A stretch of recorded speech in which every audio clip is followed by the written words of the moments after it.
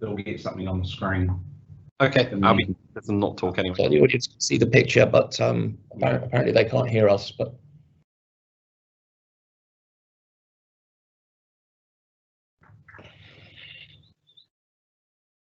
Yeah, and then when I hit that button, you're on. okay.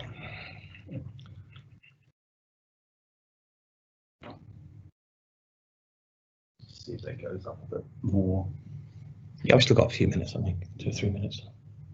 At least Well, I'm see not something. sure how accurate my watch is. But There's a bit of a delay anyway, so by the time it gets to people. oh, that's right, in case anyone starts swearing or fighting or something. They can cut you off. Oh, yeah, there we go. It's a seething mass. So you probably want to just not start instantly, but just drag out a bit of an introduction as long as you can while we get some more people coming in, because they'll come in a little bit after as well. Well, should we give it 2 minutes, 2 or 3 minutes? Yeah, And, yeah, we've got rolling, so we'll see something now.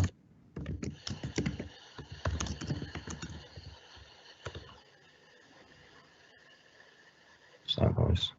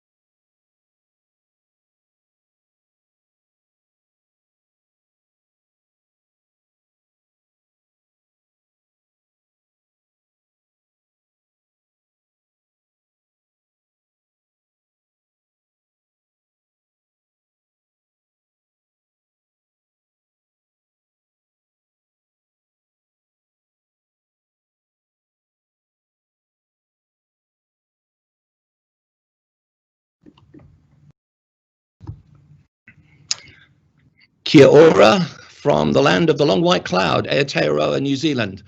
We are Green School New Zealand, and we're the second green school in the movement after Green School Bali, without whom we would be nothing. And we are a global community of learners helping to make this world sustainable. And there are 3 things I'd like to say before I introduce myself and my co-presenter.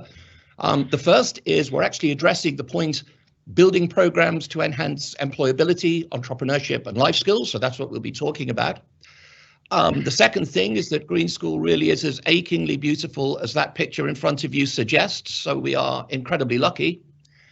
And the third thing is, as you've probably picked up, I have a throat infection. And normally I'd like to think I sound like liquid honey, but unfortunately, if I speak for more than 5 minutes, it sounds as if I've swallowed a dodgy gearbox. So what my co-presenter Stuart and I are going to do is I'm simply going to frame this for a couple of minutes, and then I'm actually going to hand over to Stuart, who'll take us through the 5 main points that you'll be wanting to hear about. So who is Stuart? Stuart is Stuart McAlpine, and Stuart is the principal of Green School New Zealand. Stuart joined us from the United World College of Southeast Asia, which is the largest international school of the world, and he was a head of learning at East Campus. But he's also, in a glowing career, been involved with Amala, formerly Sky School, and there he was the learning design specialist. And essentially what he did was create a program for refugees, for displaced youth around the world, giving them opportunities for employment and university that they would never otherwise have had. And it's a huge pleasure to be co-presenting with Stuart today. And you'll see him in a minute, and then for much, much longer as I fall silent.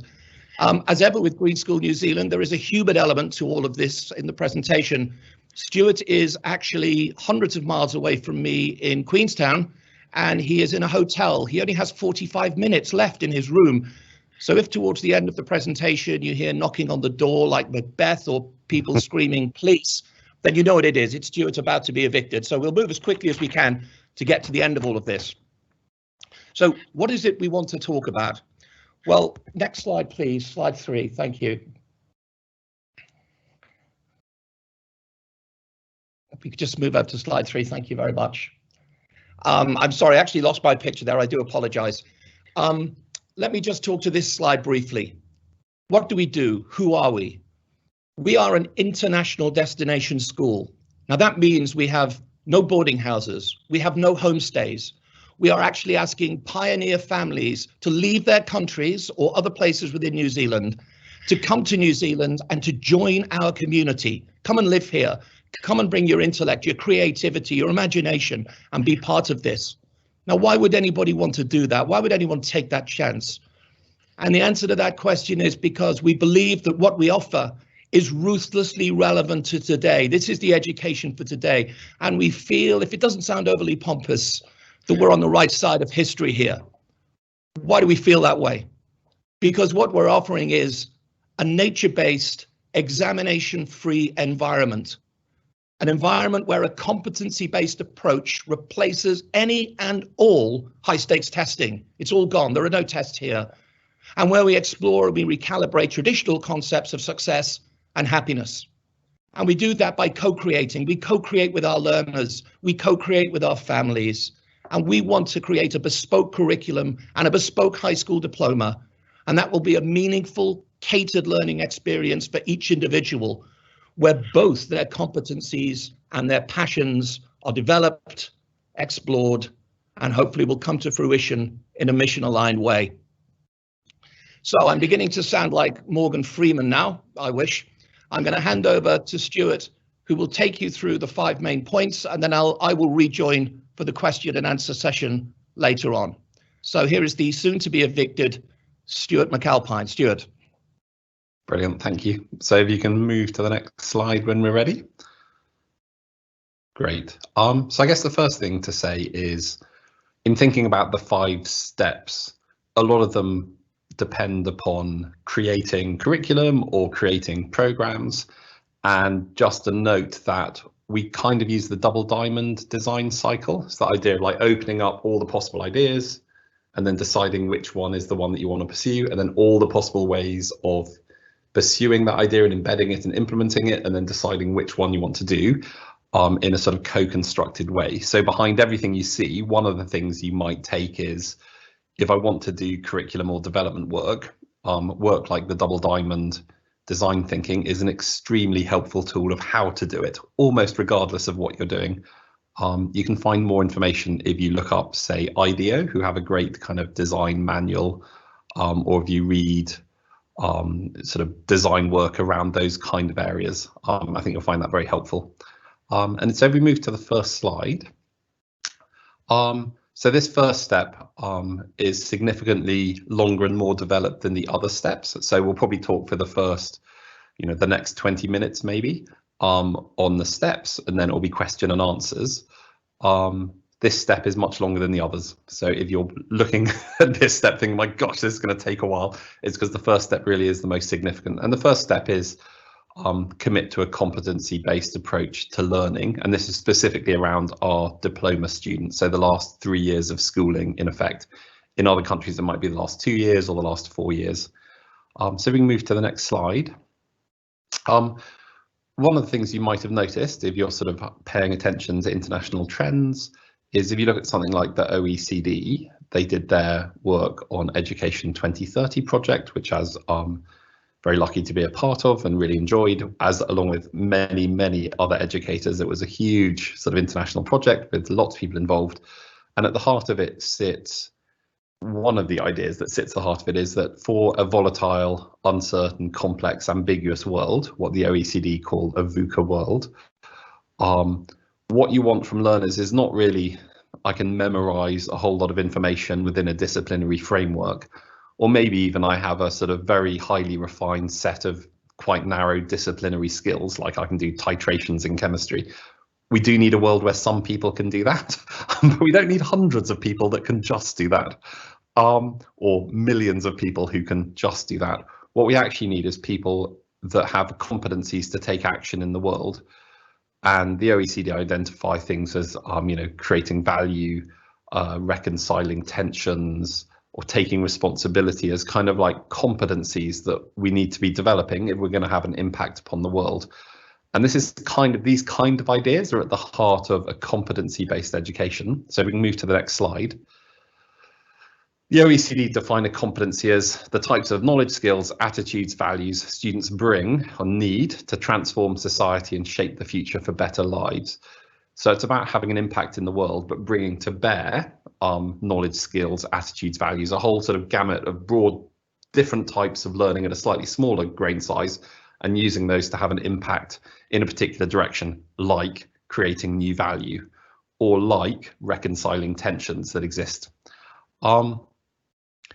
If any of you are particularly interested in concept-based teaching and learning, and you may have read Lois Lanning's work along with Lynn Erickson's, Lois Lanning on the skills side describes skills being small, discrete actions, strategies being a sequence or string of these used in a particular way, and a process being a sort of staged way of achieving an outcome, which involves strategies and skills. So the process might be trying to score a goal in a match in an invasion game, or it might be the creative process or the design process.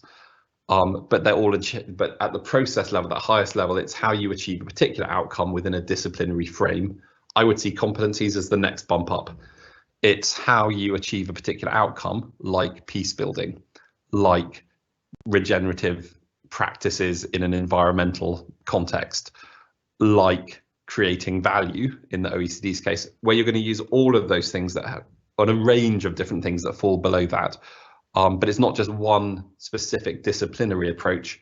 It's more a sort of overall ability that in a given context, I can put this learner and they will be able to create value. So they sit very high. So we can bump to the next slide.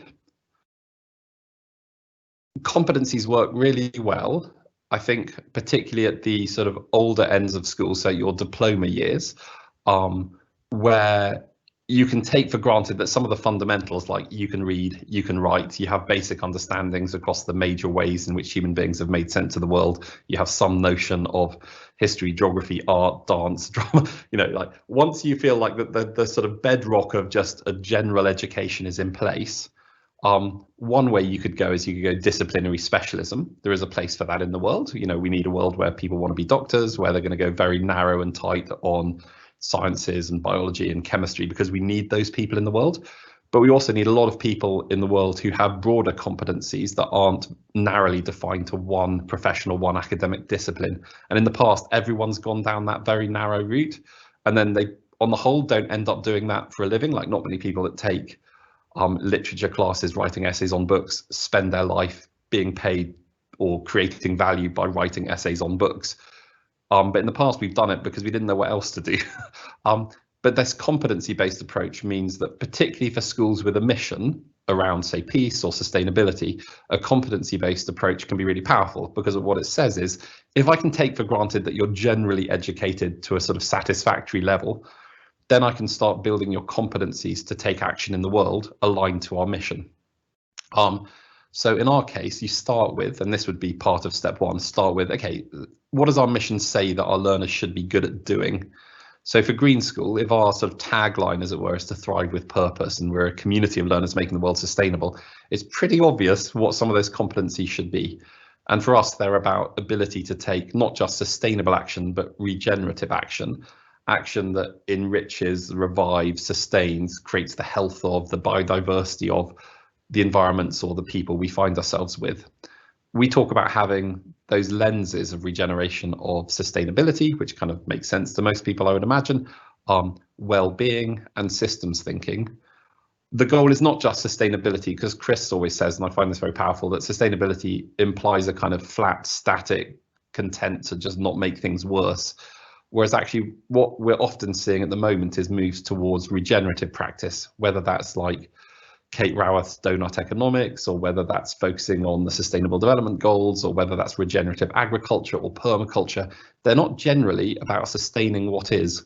They're slightly more ambitious about regenerating. So that's our mission.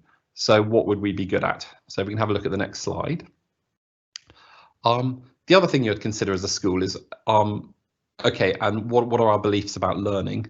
So Green School as a movement, their beliefs about learning, or our beliefs about learning, are that learning should feel real, which means it's about, and it's our learning compass, our direction for learning, that learning should be about relationships, it should be experiential, it should be action orientated, and it should have sort of local to global contexts, that it's grounded in a particular location with a sensitivity to that location.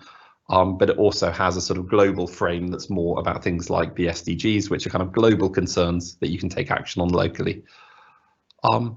So if we put these things together and say, okay, well, our mission says this, and the kind of learning we do is this, then it helps us begin to frame up what kind of competencies we might be looking for. And if we can move to the next slide. If you said, well, that sounds really aspirational, that probably doesn't happen. The answer is it does happen. And Green School Bali has sort of a decade plus history of achieving these outcomes. So, for example, initiatives like Bye Plastic Bags that got rid of all sort of single-use plastics and plastic bags on Bali, and kind of led the way globally for now what many countries are doing and many organizations are doing far before they considered doing it. And the biobus in Bali, and endless projects. If you go there, you'll find endless good, wonderful initiatives that are student-led, student-created, student-started, that have a global impact. And I know, the two girls that particularly started Bye Plastic Bags, I saw a Zoom call that they had the other day with the Dalai Lama. That's pretty impressive for someone of their age to have created and made that.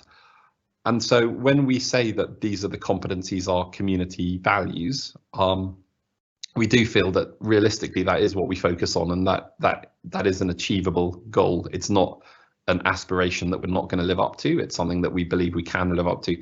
And that might be as simple as having a permaculture garden in your back garden and learning about permaculture, or it might be doing something like Bye Plastic Bags. But we do feel that this is what our mission is. This is what we are capable of doing. So we can go to the next slide. So you might ask, okay, that sounds great, but you still got to finish high school. So while you're busy sort of doing permaculture and regenerative agriculture and sort of well-being and mindfulness, you've got to finish high school. So how do you do that bit? So there are probably two models that you can get from the US sort of high school diploma model, because you're looking for a sort of qualification rubber stamp that says, yes, you finished high school. So there's one model which many schools that use WASC will have, and WASC does other things as well, but you can certainly do this through WASC, which is a credit-based system that basically says, to finish high school, we think you need this many credits, and a credit means you've completed and passed a course in particular subjects. So you might need 4 years of maths, or 3 years of maths, or 2 years of literary study, 1 year of humanities. And basically you take courses, it's about hours in the seat and passing, because that means the hours in the seat were okay, that you were actually sort of mentally present and engaged. And it's basically hour counting. And you've also got a GPA that can go with that, and you can do AP classes and essay. So you can layer on exams or grades onto that to kind of make yourself more appealing to universities, but effectively what your high school diploma is hours. What we're doing is we're going with NEASC, the New England Association of Schools and Colleges, who are sort of at the cutting edge of looking at competency-based, working with many really exciting organizations and schools to do it. So they were super appealing for us. And what they say is, like, if your school does music, for example, and one of your competencies is you can compose and conduct a piece of orchestral music, I don't really care how long it takes you. It's less about did you sit in class for 20 hours and more about did you do it. And so they support a competency-based approach, which is what we want. We want to know that you can take regenerative action in a marine environment. I don't want to know that you sat in a classroom for 10 hours. I want to know that you did it, and that you have that competency, at least in one example. So that's the approach we're taking. And if you could move on a slide, please. So you might ask, so what are you not doing then? So what we're not doing is exams. We recently posted a Twitter post on that, and I think it got about 15,000 views, because obviously it sort of resonated with people. We're not saying nobody should do exams. There are places where exams have an absolute place, and schools that we'd never criticize who believe strongly in exams and their usefulness. But for us, if you know the destination, you just find different ways of getting to the same place. There's a set body of knowledge and skill, because it would be unreasonable to set an exam on something you hadn't predetermined. They cause enormous amounts of stress and anxiety. They make it about performance and grades, which we know from Dylan William and formative assessment means students are less likely to pay attention to feedback or genuinely value intrinsic learning. We know from self-determination theory that if you make it about exams and rewards, you diminish intrinsic motivation and all the sort of self-monitoring control that goes with that. There are 100 reasons, all researched, that we could give of why we don't believe exams are appropriate. And also our learners are not keen to do them, and we listen to our learners. So it doesn't help us achieve our mission. It may do something else, but it doesn't do that. So we're choosing not to do exams. So we look at the next slide, please. And so there are lots of examples of exams and using standards. We're not doing them. If we could move on a slide. What we are doing is, because it is important to be able to demonstrate or show your learning and your competencies to others. So the Mastery Transcript Consortium is an organisation that has quite a good partnership with NEASC, and is a sort of recent innovation that seems to have, like Chris said, be on the right side of history, caught a wind and be progressing very fast. And what the Mastery Transcript Consortium allows you to do is, like, bucket out your domains of your competencies, add competencies that students could show, and then the students, either through courses or independent work or project-based learning, complete actions in the world that show those competencies, or learning in the world that shows those competencies. And it creates this nice sort of mandala that shows the students' particular strengths and interests. Each student will look different. And when you click on the little bars, the evidence of that learning instantly pops up on the right. So rather than me saying I got a B in sociology, I can say I have a competency around generating community well-being projects around an issue within the community. And someone says, oh, really? Can you? Okay, they click it, and there you are, working with suicide rates in New Zealand, working with counsellors, bringing communities together, producing packs. And they're like, wow, you did that as a 17-year-old. A bit like the bye-bye plastic bags, like, really, you can do that. And then suddenly, if you're an employer who works with those communities, or you're a university that has a sociology degree, you can see that and think, wow, that's your learning, that's great, I want you. But the nice thing from the learner's point of view is it's not having to sort of cram for some irrelevant exam or do it for someone else. It's actually the learning that you're doing anyway is being presented raw. So I think that's what we find really appealing. And again, there's a really good partnership with NEASC. Okay, so if we can look for the next slide.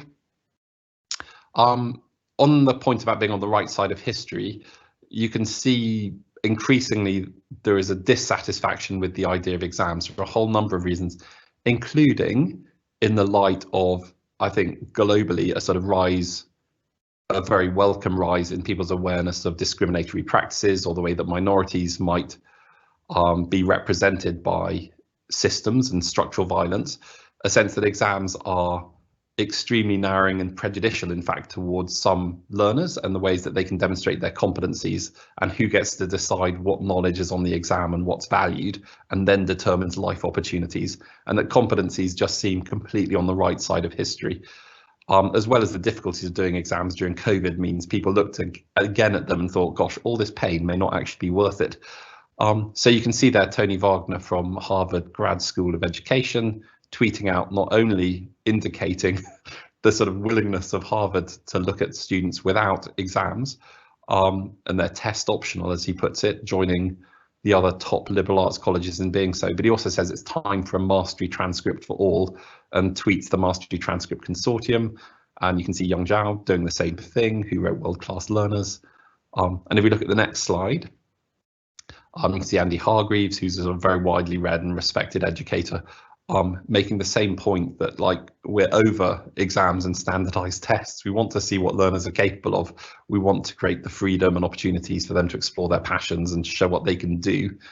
We want the kind of self-directedness, going back to the OECD. We want those competencies. We don't want people who are great at memorizing facts for an exam, or not all the time. Like I said, this isn't a choice that every school has to make, but it's a choice that matches us very well and that you may be interested in. Okay, and we look at the next slide.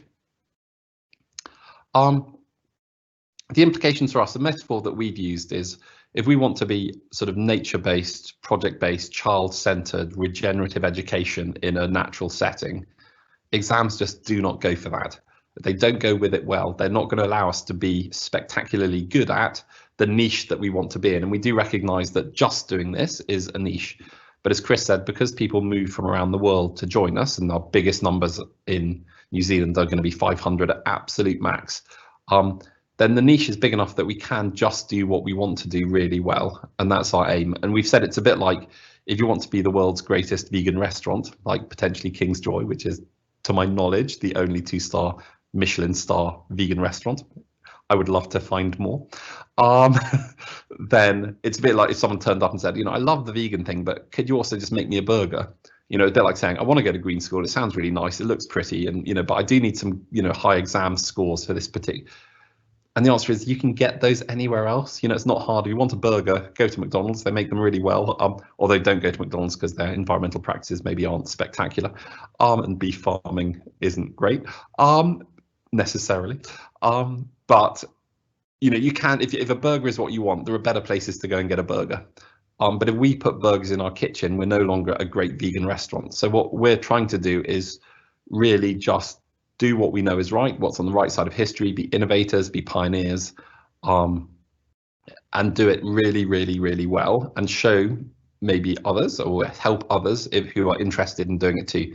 If you're a school that's looking at this presentation thinking, I really like the idea of, you know, regenerative, competency-based, nature-based learning, but we actually have to do exams, then you could easily have the equivalent of a vegan bar in your school, in your burger joint, to invite people in. And many schools do, so they use NEASC or Mastery Transcript as a kind of addition or as a sideline to other things that they might feel that they want to do or that they're committed to.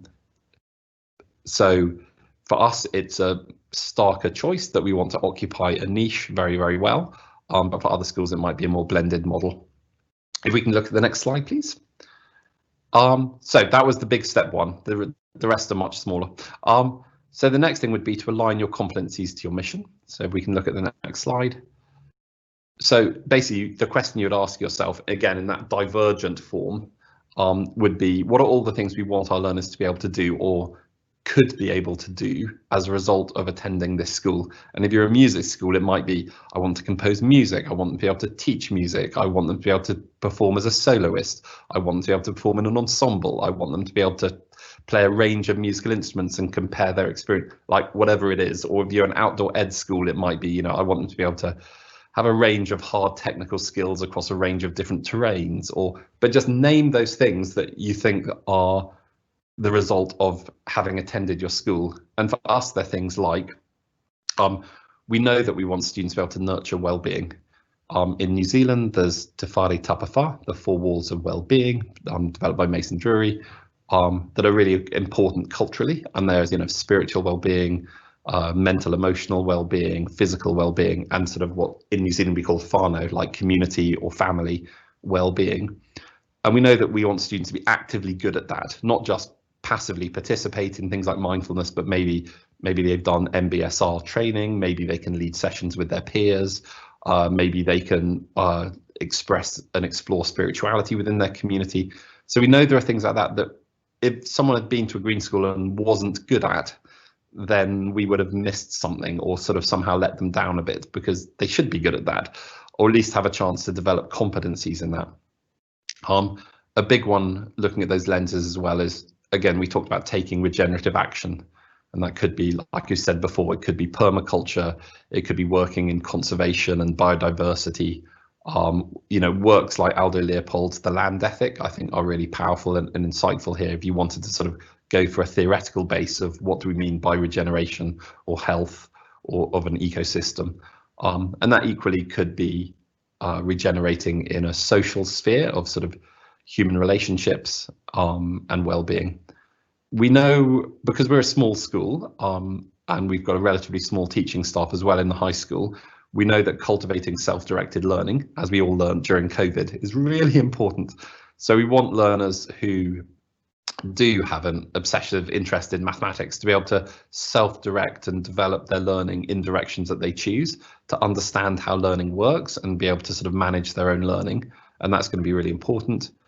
We know that we're a very entrepreneurial community, both many of the parents and the founders of Green School and Green Schools are highly sort of entrepreneurial. And it goes back to that OECD competence around creating value that we would see as the triple bottom line of economic value, social value, and environmental value.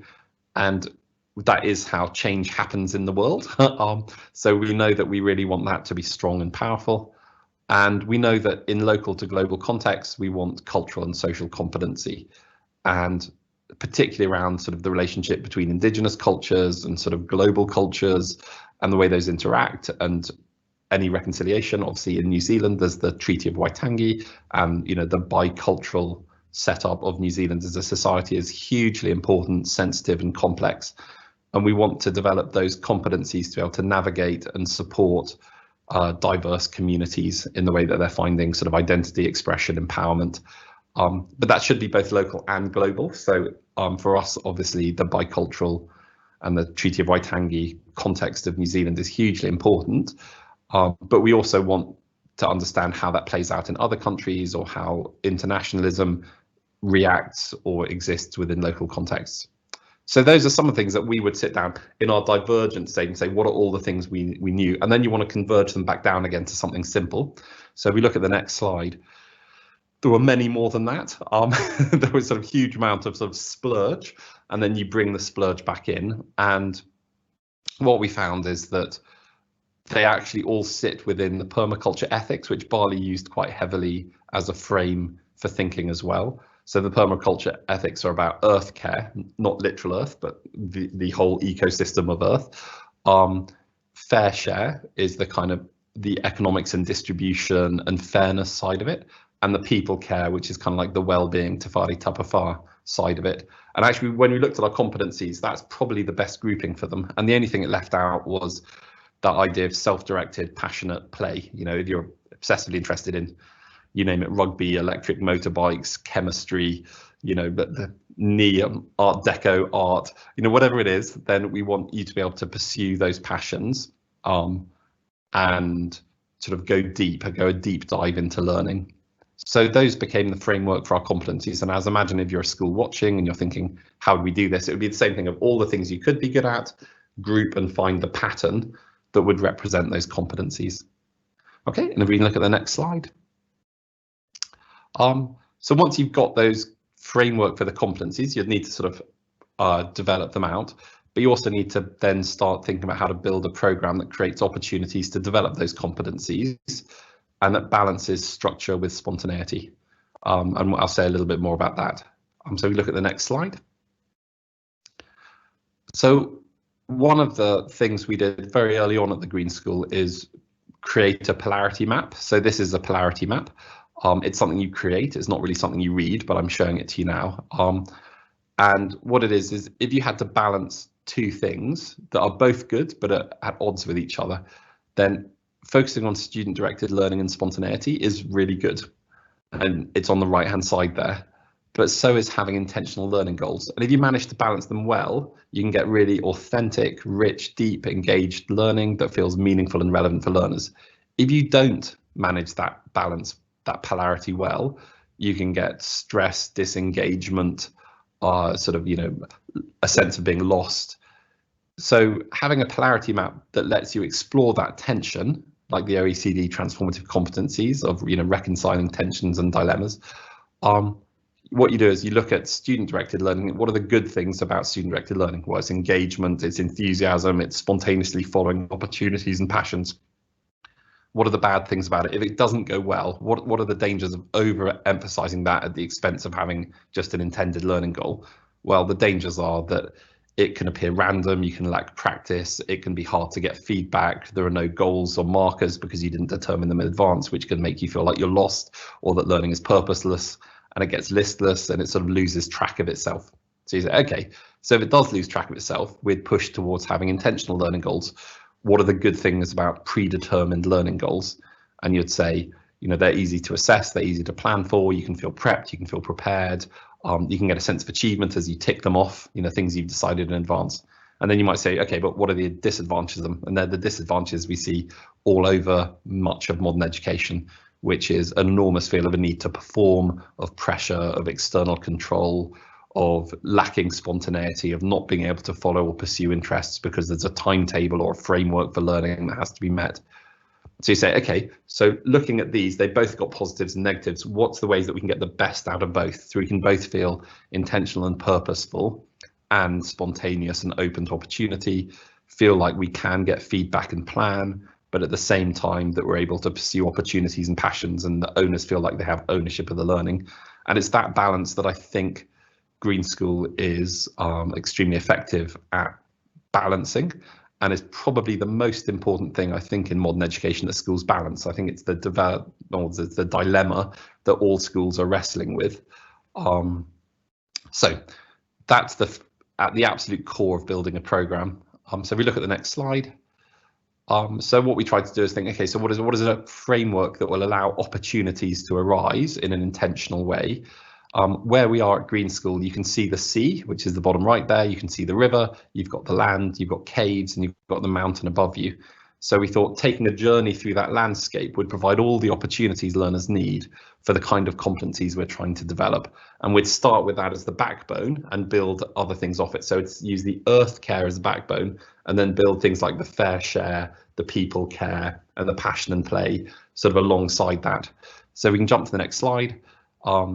These are all sort of a tidied up brainstorm to sort of demonstrate the concept. They're not real. So if you look at those questions, if you're into concept-based teaching, you'll look at them and go, some of those questions are factual, some of them are conceptual, only some of them are provocative. So, okay, I know, but they're just illustrative of our first thinking that was really important, again, at that divergent stage to begin to co-construct with some of the team. So we thought we'd spend, first semester would be in the sea, literally in the sea. So blending outdoor education with geography, earth science, sustainability, systems thinking, and then a semester in the river. And then if we can jump onto the next slide. And then sort of the cave under the land, and then a semester on the land, looking at all the natural cycles, biodiversity, permaculture, all the ways in which we can do that, and then the mountain. And then at each context, we'd go through a sort of range of experiences from experiencing that ecosystem in its natural state, understanding how people move through it and explore it in adventurous or outdoor education activities in order to connect with it, a sort of connection to nature. We'd look at traditional ways in which Indigenous peoples have engaged with that landscape in different contexts, absolutely, definitely the New Zealand context, but also others. We'd then think about how people use that landscape or ecosystem in either extractive, sustainable, or regenerative ways. And then towards the end of the semester, students would be taking action, project-based learning, to take regenerative action in that landscape. Again, building that portfolio they have. And that could be with existing organizations, or it could be more like bio-plastic bags, where it's kind of student initiated entirely. But that was our framing. So the lesson to take from this in terms of steps would be finding ways to frame out experiences that are structured enough that they are intentional and open enough that they allow for spontaneity and student agency, and for the students to develop competencies. So it's a careful balancing act between structure and openness. Okay, and if we look at the next slide. Step 4 is build pathways for learners. Obviously, we're still at the stage of building the program, and we have 3 years or 3.5 years to ensure that at the end of that program, learners have pathways forward into the world. Normally, you would start with what do universities ask for? They ask for exams, so we're going to do that. We're trying to take a slightly bolder approach of what represents outstanding nature-based learning that's regenerative. Do that, and then work out how to translate that through to either employment or opportunities or universities. And I think we're very fortunate to be in New Zealand that is already so far along that track and is extremely open, I think, when it comes to university admissions and entry in a way that other countries are less so. And around the world, we'll have the American High School Diploma, which also is recognised quite broadly. Mastery transcript seems along the right lines. So we're confident that the pathways are there for learners. And actually, because we feel it's on the right side of history, that they will stand out significantly for people who are looking at them saying, what can you do? But we realise that is a sort of major area that often holds schools back, a sort of nervousness, and then a compliance, and then eventually sinking into exams, and then that washes back across the entire school and sort of starts to dictate what learning looks and feels like. And it stops being real and it starts being quite stressful and grade orientated. And we're just not going to do that. We don't think it's the right thing to do. We don't think it's necessary, actually. But if we move forward a slide, one of the things we're doing is working with universities. So we're really grateful that some of the team from Waikato University, including Professor Eames, came down to help us look at some of the learning goals around sustainability. Obviously, they're our responsibility, not the universities, and so we're not claiming any kind of accreditation or endorsement yet. All we're saying is that we feel really grateful that universities are supporting us on this journey of what might the learning look like. And generally, we've received really excited reviews from universities who said, okay, it's a challenge, it's not what we're used to, but it's really exciting. And one who I won't name, but one professor at the university that we were talking to said they'd been waiting for 20 or 30 years for a school to do this kind of work. So we feel that the door is kind of open for universities to begin to engage with us and to understand how they might accredit this in a New Zealand context. I think in a US context, it's a lot easier because they're used to the American High School Diploma, and the mastery transcript is getting increasing recognition. But we realise this is an issue. And I suppose for your school, if you were doing a blended model, it's probably a lot easier, because if you were doing, say, the IB, but also using mastery transcript, which I think would be a lot of work, but potentially it's adding depth and flavour to something that's fairly conventional, in which case I think you'd find it very easy. I think for us, we want to go the full vegan restaurant and then work out ways that we get enough people to recognise the quality of the food we're making, if that metaphor holds. Okay, and if we look at the next slide. And the other thing is, like you said, but it's a lot of effort to make all this.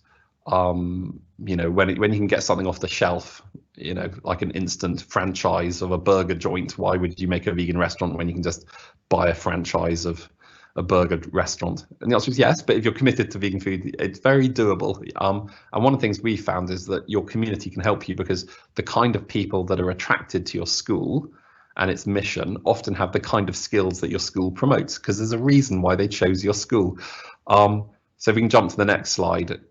This was just a sort of tweet I put out when I was working with Damien, who's one of our parents, who's just absolutely phenomenal. And this is a shared experience, is an example of a kind of experience that, for the fair share part of our diploma, we want to look at how do you create value, triple bottom line, donut economics, different economic models.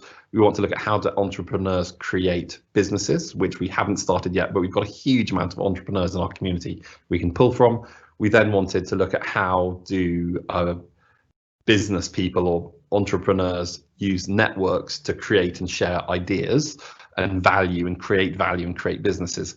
And, you know, instantly Damien put up his hand. He's one of my parents and said, well, I used to run sort of LinkedIn for New Zealand, or I helped start it. And I was like, okay, so you probably know quite a lot about this. And so we had a session again doing that double diamond work of like all the possible things students should know about networks, organizing and arranging them, different ways of delivering that, and then coming up with a program. And it was really noticeable during the day, Damien, who obviously does this for a living, increasingly going, my gosh, you know, I'm so pleased my child gets to learn this, and it's so important, and why don't all children learn this, because it's so important nowadays. And you could really see that recognition coming. That's just one example, but there are many of different areas where we've felt, oh, we need someone who knows about, and because our community focuses on that, we've already got it. So I'm sure if your community was you know, had a particular focus or a mission, if you ask the parents who've chosen to come there if they have expertise in this, you'll probably find there's a huge depth of real worldly, life-worthy learning that they have that they can share with you to help you develop it. You don't need to pay a curriculum consultant from the other side of the world to come. You'll find that you have huge resource within your own community, and if you have that design thinking way of approaching it, you'll find it very easy to access and then do something with the knowledge that they can bring, which takes us all the way back to that first slide. And so if we can go to the next slide. So those are the 5 steps. So I'd recommend that if your school was interested in having competency-based learning and sort of transcripts of that competency, either as your sort of whole thing that, you know, we are a competency-based school, and I know there are many who are moving that way, but they tend to be quite cutting-edge, innovative schools. Or you just wanted it as complementary, the equivalent of we're a burger joint, but we've got a vegan bar that some people can access. I'd say those are the 5 steps: that you commit to a competency-based approach, understand what it means, think about aligning your competencies to your mission and unpacking your mission into what that might mean, build a program around those competencies that you can't just teach them, you have to create opportunities for them to develop. So there's that careful balancing act between intentionality and spontaneity. Build pathways for your learners that you feel confident that your learners will be able to sort of move from your school to other opportunities that are ahead of them, and a reminder to let your community make it, both because they will enjoy making it and feel more buy-in, but also because there's a huge resource of brilliant help that you can get. And I think that takes us to the end of the presentation stage. So I might ask, so Chris and I will take some questions. So I might ask Chris if he would like to sort of choose a question that we could explore.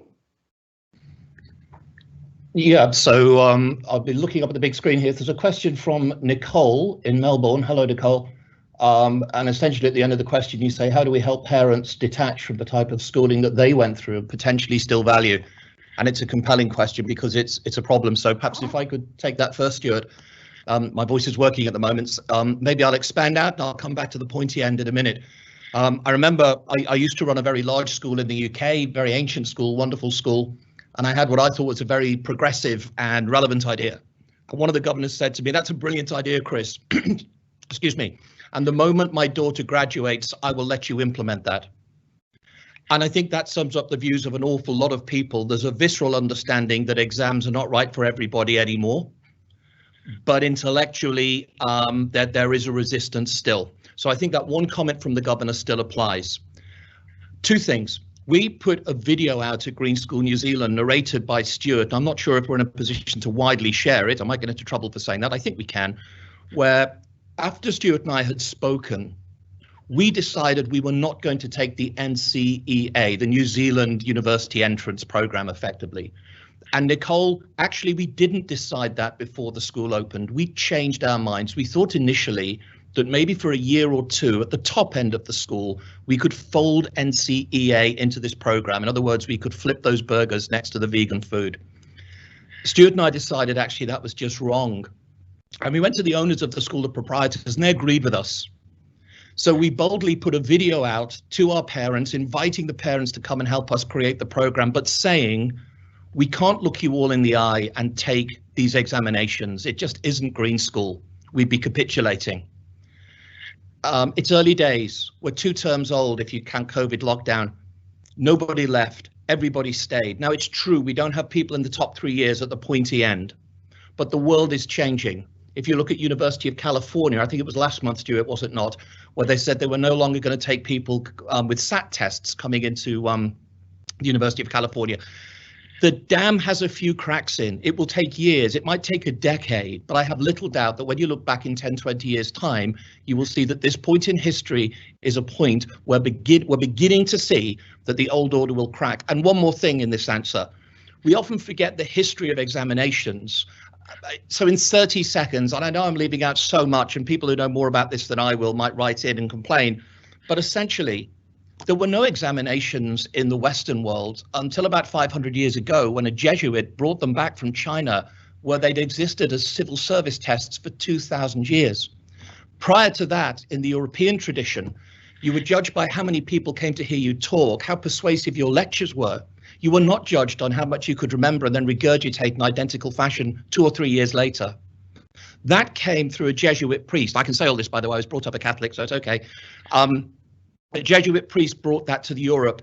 It then became the test for Jesuits. It then became the test for European civil services. And when the Industrial Revolution actually needed lots and lots of insects to work on the hive, exams were perfect.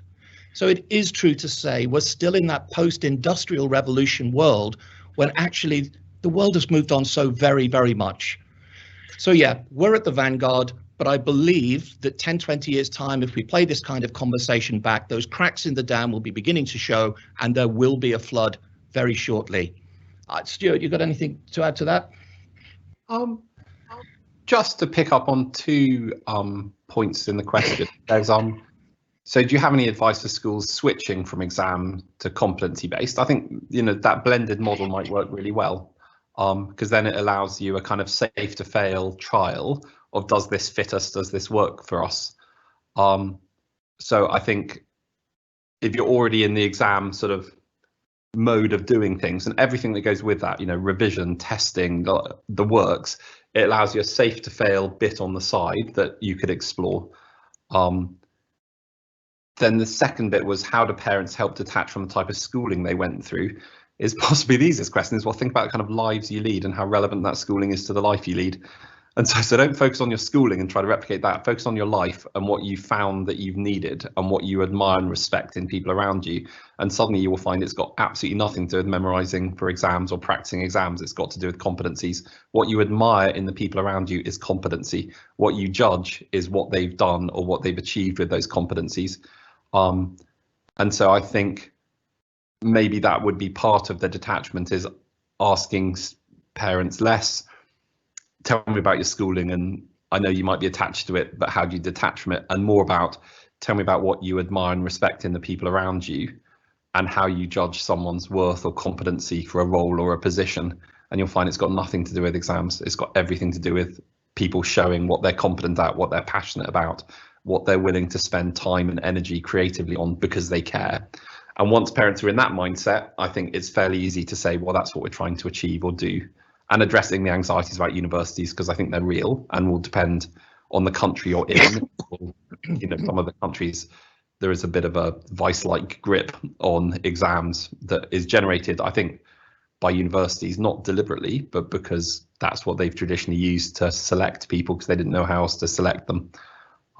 So I think, yeah, dealing with all those issues, but maybe having a safe to fail sort of stream alongside your exam stream might be a way to explore that. Okay, thank you, Stuart. I think we've probably only got time for one more question, and there's one I'm looking at now from Judy. Judy, I don't know where you are, but hello. And you're asking about whether we're a private school, public, how much does it cost?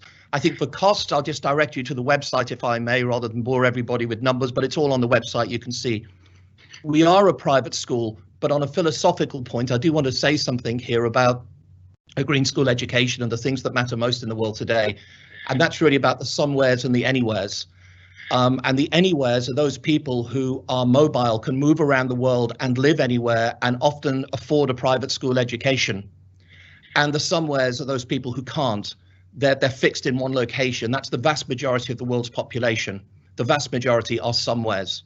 And the somewheres frequently are either too busy or too poor or too indoctrinated to care about the things that we've been talking about. It's not their fault. They just worry about putting a meal on the table. And I think it's imperative that we understand that, you know, organizations like Green School, it's just a first step. Right now, I wish there were 1 million green schools. I wish they were free, and I wish they were for everybody. And what we have to do as green schools is make sure that we are socio-economically diverse as quickly as possible, and that we become schools for somewheres as well as schools for anywheres. If we don't do that soon, in my view, we'll have failed as a green school movement. But to your particular question, we are private. Costs are on the website. There are also scholarships, of course, but let's hope in 20 years, every single green school is offering free places by the hundreds.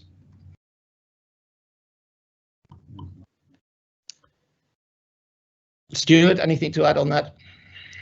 No, I suppose the only thing, depending on what the question, where it comes from. So if the question was the question about the cost, if it meant how much does it cost for a school to transition over to this, then I'd say the costs are fairly minimal in terms of, you know, exams, exam boards cost money. There's a little bit of money involved in Mastery Transcript Consortium, but it's not a huge sum of money. It's certainly less than you'll be paying to an exam board. And same thing for NEASC, the costs are extremely reasonable. So it depends where the cost question is coming from. But if it was about what's the cost of doing this, then I'd say the costs are extremely reasonable. But obviously it will take a toll on, if teachers are extremely used to teaching for exams, then adjusting their teaching has quite a high sort of, you know, emotional and effort kind of burden, but they may find that enormously exciting and liberating. So again, just to fill in the other side of the cost question, because obviously this question doesn't specify what kind of costs you're asking about. Okay.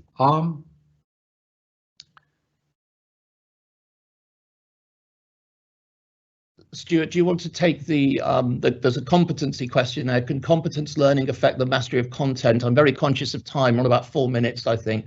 Do you want to take that one? Yeah, sure. So the question is, can competence learning, so competency-based learning, affect the mastery of content? Yes, is the short answer. If you look at, so it's a complex question, and again, it depends where the question is being asked from. So if the question is, if someone is focused on mastery, does that affect their sort of knowledge and skill? Could be one way of interpreting that question, that you could be good at doing things, but you could lack the kind of disciplinary knowledge that goes with that, that's necessary. I'd say that if someone is pursuing a passion, so if someone's doing regenerative work on a coral reef, they, over a period of time, project-based, because they are passionate about that and they've chosen it, they will know an obsessive amount about the ecosystems, the sort of microflora and fauna, the sort of like the sort of ecosystem web structures, the kind of like trophic levels. They will know that in an obsessive detail that someone who's had to study it for an exam will not. So in that sense, I think content becomes richer and stronger through passion-based learning. So I'd argue no, it doesn't. And I know that from like times where I've had to sort of you know, learn how to code because I wanted to write a database in SQL. I learned that really, really quickly because I was obsessively interested in it because I needed it. Whereas if someone had said, Stuart, you've got to do a course on SQL programming language for database, I'd be like, oh no, God, really, do I have to? And it would have been really quite hard to learn it. So if you mean it's slightly unpredictable what they will learn, the answer is yes, it is. And that's why two things. I think one, having a sense that this is a good thing for the older years, but you wouldn't necessarily start with it when you're still concerned about, can children read? Are they basically numerate? Do they have a vague sense of the chronology of either the world or the country they're in? You know, like those sort of real fundamentals. I would want those in place before I move to competency based. But once you get to a certain age, once you're at 16, it becomes arbitrary. You know, if it's sort of like, I need content mastery, well, in what subject? Because they're already too specialized, so you're going to have to choose. So that choice is slightly arbitrary and say, well, biology, and say, right, which bits of biology? Well, this bit. Right, now I'm going to randomly choose a sort of set body of content knowledge and make you memorize it. It's not a great model, given the huge volume of learning and knowledge that's available in the world. So I'd argue that I'm not worried about content mastery in a preordained sense. But as the OECD said, if you have a competency, it involves knowledge, skill, disposition, understanding, expertise, and that will come. That will come if someone's doing something that they're obsessively interested in. So that would be my answer to that. Okay, there are a few questions appearing. I fear we only have time for one more. My watch has got us on about 2 minutes at the moment. I don't know whether we're suddenly cancelled or what happens to us at 10 o'clock New Zealand time. So the question I'm going to go for is, the idea is good, but how can we convince the school to embrace it? I often set my students a little task, a question, and I say this to them. Imagine I sent you back to an ancient civilization. It could be China, India. Let's pick Rome. You go back to ancient Rome 2,000 years ago. I put you in a toga. You can speak Latin. You don't even have a wristwatch. All you have is that toga, and you're in ancient Rome, and people gather around you. And they say to you, prove that you are 2,000 years more advanced than we are. You've got 30 minutes. What would you do? What one thing could you do to prove to those Romans that you've got 2,000 years worth of education above and beyond them? And the answer from most people is they don't know. Nothing. You'd be imprisoned as a lunatic after 30 minutes because they couldn't think of anything they could do to convince those Romans. I came up with one eventually, which was actually the number system. I reckon in 30 minutes I could convince them that there was a better number system than the one they were using. But the point of all that is this: we have to look at the relevance of what we are doing today. What we are doing in schools, for the most part, in many schools, not everybody, of course, for the most part, what we are doing is over a century out of date in terms of methodology. And billions and billions of dollars are invested in the status quo. The status quo being the universities, the schools themselves, the people who actually mark the examinations, billions of dollars. And it will take a huge seismic change. And maybe, I wish it had been otherwise, maybe COVID will actually act as a slingshot here. It will take a huge change to bring the world around. And it ain't going to happen this year. It ain't going to happen next year. It may not happen in its entirety in the next decade, but it is going to happen. We can't go on like this. So my answer to your question is relevance. Look at what is relevant in the world today. Are you being educated to address that any more than you could address a situation in ancient Rome 2,000 years ago? And if the answer is no, then we've got to change. I make that 10 o'clock. I don't know what happens to us, Stuart. I think what we say is thank you, everybody, for listening. It's been a great pleasure. Anything more from you, Stuart? No, same thing. Just lovely to see people on the call, and on some of the comments that we can see, people are saying where they're from Chile, from lots of other countries. So just, yeah, thanks all for joining, and it's been really nice to have you. And sincere apologies for the state of my voice, and a special thanks to Stuart for taking the massive burden of this on his own broad shoulders. Thank you, Stuart. Thank you, everybody. Cheerio. Cheers. Bye-bye.